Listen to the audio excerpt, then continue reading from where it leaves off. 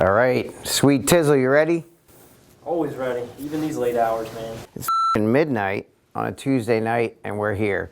Really just to make sure that we're offering real value to you guys that seem to be tuning in more and more.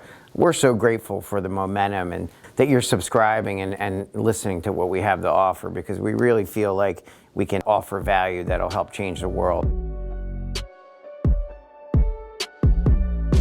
This is a real quick video. I just want to give a huge shout out to Robert Greene.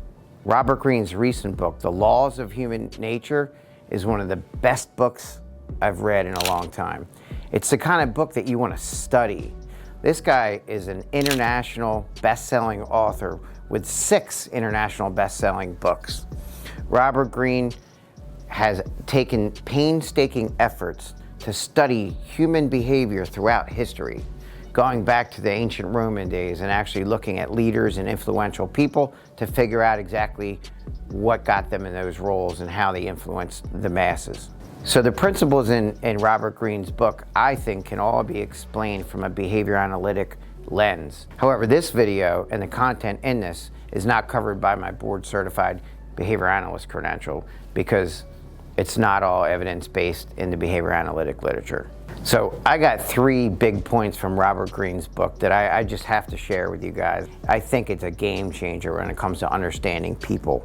In addition to the empirical research in applied behavior analysis that describes 4 functions for why people do what they do, I love Robert Greene's explanation of 3 things that people want, 3 things that move people, 3 things are what really drive people to do what they do.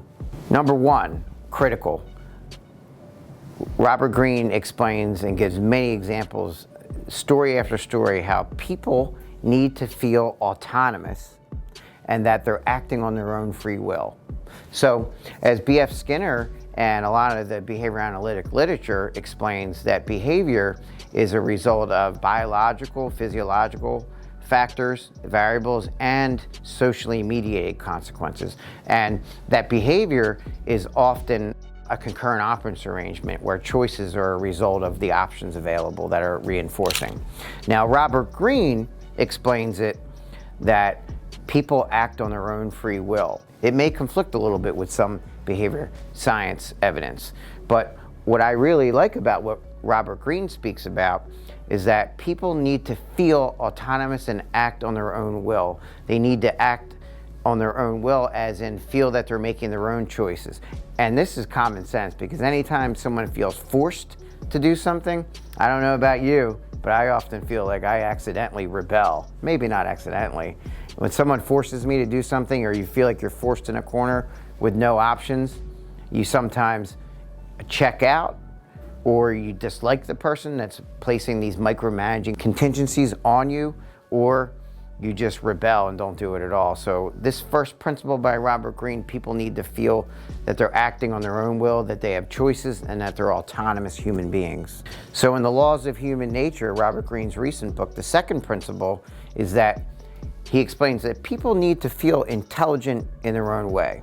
Now, people don't all think that they're rocket scientists. People know that they're not all geniuses. They may take IQ tests, they may take EQ tests and different things that compare, and they realize that they're not real strong in certain areas. But I strongly believe, and I like what Robert Greene suggests, I strongly believe that everyone is good at one thing, something that they're better at than anyone else in the world. So I think everyone has a certain skill, and it may take you years. You may never uncover that skill, but people are really, really excellent at one thing. And if you can tap into that niche, it can really be a game changer. And as a leader, people will follow and they will listen, and you will be influential if you tap into that one thing that you're great at.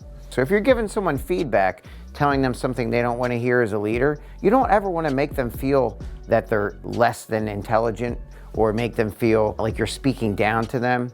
You just have to explain to them that you're trying to put a puzzle together, and they may have an area of strength and you're just bringing in their area of need. The third and final principle that he brought up that really resonated with me is that people need to feel like they're good and decent human beings. So what's interesting is I like to call this that people have selective ethics. So based on the situations in their life, someone who's a really honest person that's never stolen anything in their whole life, when the conditions are just right, or just wrong for that matter, and they have a sick child or a sick parent, or the person that they love the most is suffering, people do unusual things.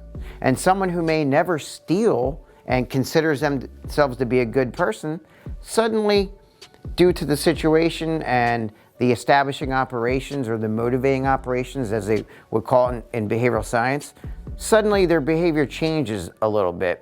They may push the envelope and actually do something that's less than honest and steal, but in their mind, it's ethical because they had no choice. So people do unusual things sometimes when the conditions are dire.